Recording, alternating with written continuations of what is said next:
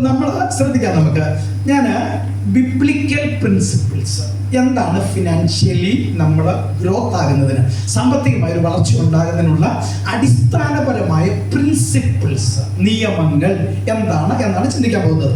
ഒന്നാമത്തെ നിയമം എന്ന് പറയുന്നത് trusting and honouring God. Trusting and honouring God. നിങ്ങൾ സദൃശ്യവാക്യം 3-ാം അധ്യായത്തിന്റെ 9-10 വാക്യം ഒന്ന് വായിച്ചേ.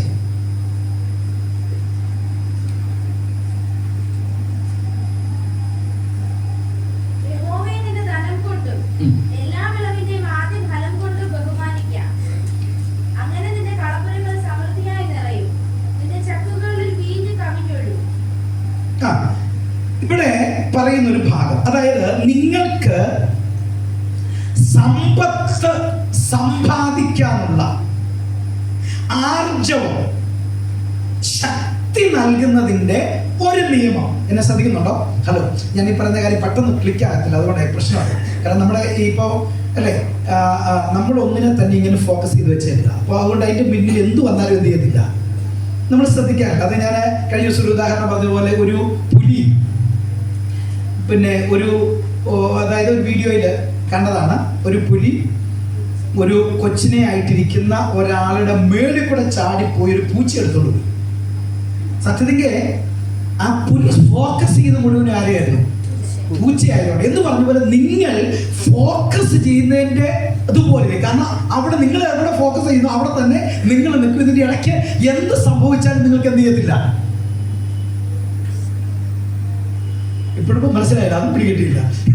എന്ത് സംഭവിച്ചാലും അറിയത്തില്ല. കാരണം നിങ്ങളുടെ മൈൻഡ് സെറ്റ് കറക്റ്റ് അല്ലാത്തതാണ്. നിങ്ങളുടെ മൈൻഡ് സെറ്റ് കറക്റ്റ് അല്ല. മൈൻഡ് സെറ്റ് പ്രോപ്പർ ആകുമ്പോൾ മാത്രമേ നമ്മളുടെ സ്ഥിതികൾക്ക് ഭേദം വരുള്ളൂ. മൈൻഡ് സെറ്റ് പ്രോപ്പർ ആണ്. Mindset. ഇനി നമുക്ക് ശ്രദ്ധിക്കാം. ഇതിനകത്ത് വായിച്ച വചനത്തിനകത്ത് പറയുന്ന ഒരു ഭാഗം ഇതാണ്. എന്താണ്? നിങ്ങൾക്ക് സമ്പത്ത് അല്ലെങ്കിൽ പണം സമ്പാദിക്കാനുള്ള ശക്തി ലഭിക്കുന്നതിന് ഈ പറഞ്ഞ വചനം പ്രാധാന്യമാണ്. ഏത്? വായിച്ച വാക്യം. നിങ്ങളുടെ യഹോവയെ നിന്റെ ധനം കൊണ്ടും, നിന്റെ ധനം എന്ന് പറയുന്നത് ഏതാ? പണം കൊണ്ടും. 2,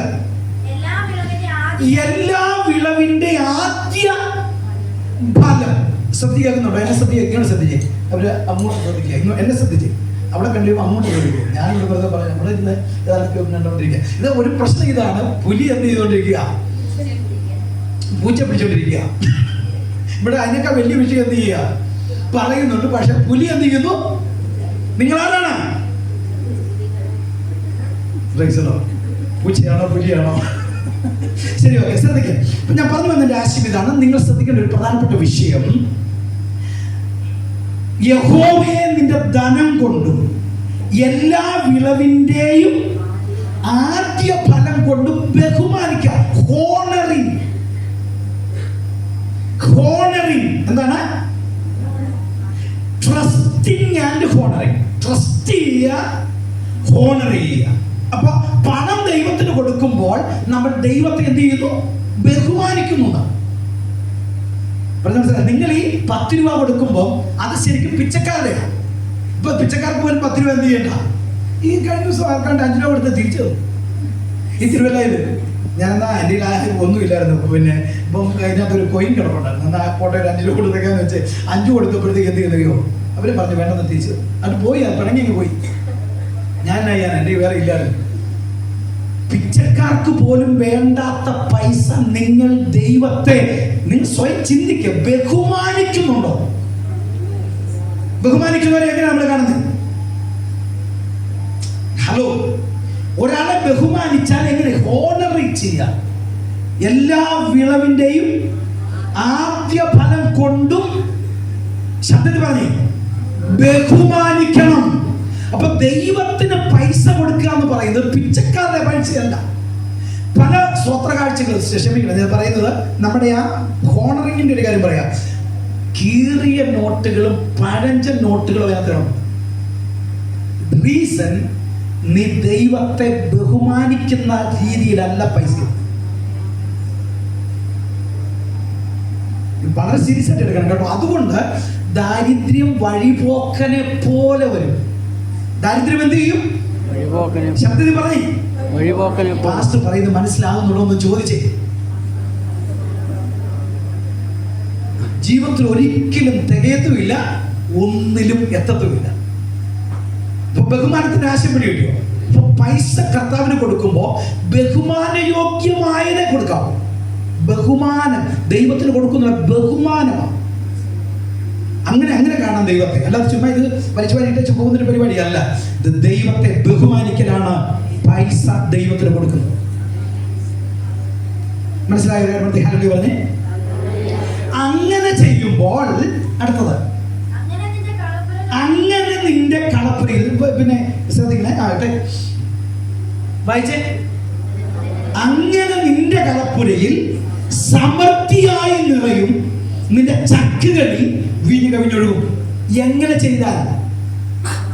ബഹുമാനിക്കുകയും ആശ്രയിക്കുകയും ചെയ്യുമ്പോൾ. അപ്പൊ നീ കർത്താവിന് കൊടുക്കുമ്പോൾ വളരെ, ചിലരൊക്കെ കർത്താവിന് കൊടുക്കുന്ന രീതി ഇങ്ങനെയാണ് കണ്ടേക്കുന്നത്. ചിലരൊക്കെ ഇങ്ങനെ രണ്ട് കൈയും ചേർത്താ സ്വതരാഴ്ച ബഹുമാനം.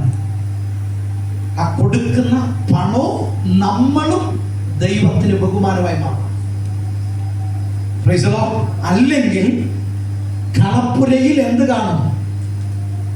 പുല്ല് പിടിക്കും. മനസ്സിലാവുന്നേ?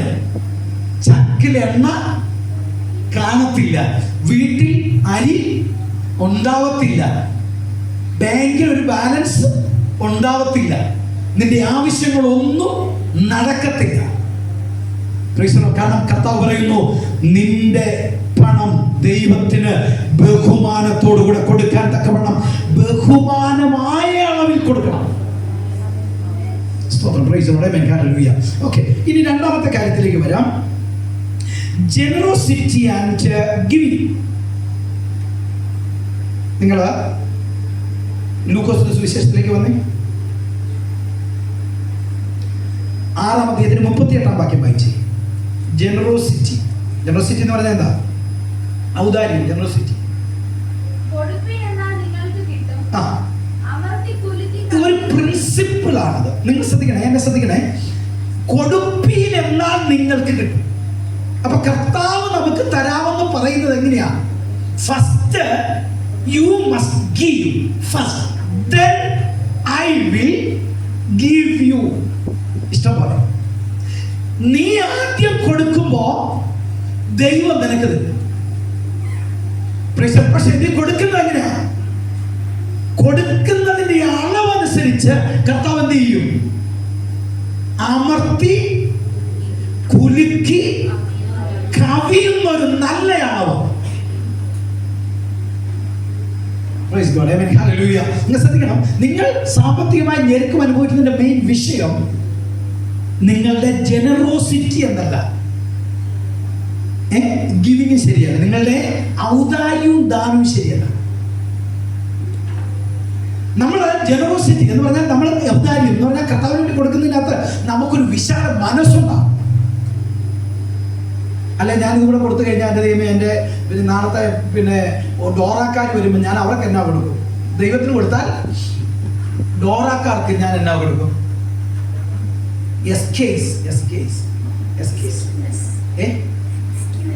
എക്സ്ക്യൂസ് അല്ല, അത് നമ്മുടെ മറ്റേ വേടാ. എസ്കേസ് അങ്ങനെ ഞാൻ പറഞ്ഞ സംഭവം അല്ലേ? കറക്റ്റാണ് ഞാൻ പറഞ്ഞത്. അങ്ങനെ ഒരു ഇതാണ് അല്ലേ? ഓക്കെ, യെസ്, ഞാൻ എസ്കേസ് എന്നൊരു. പിന്നെ ആരാ? മഹീന്ദ്രക്കാര്. എത്ര കൃത്യമായിട്ടാ പാസ്റ്റർ പറയുന്നത് അല്ലേ? സൗത്ത് കൊറിയയും ഈസാഫ്, ഇവർക്കൊക്കെ ഞാൻ എന്ത് കൊടുക്കും? ദൈവത്തിന് കൊടുത്താൽ അവർക്ക് കൊടുക്കാനേ കാണുള്ളൂ. നീ ദൈവത്തിന് കൊടുക്കാൻ നിന്റെ മനസ്സ് തുറക്കുമ്പോൾ നിന്റെ ബാധ്യതകൾ ദൈവം ഒഴിവാക്കി തരും. സ്വന്തം ചെയ്ത് ഹല്ലേലൂയ. ദൈവത്തിന് കൊടുക്കാൻ നീ തയ്യാറാണ്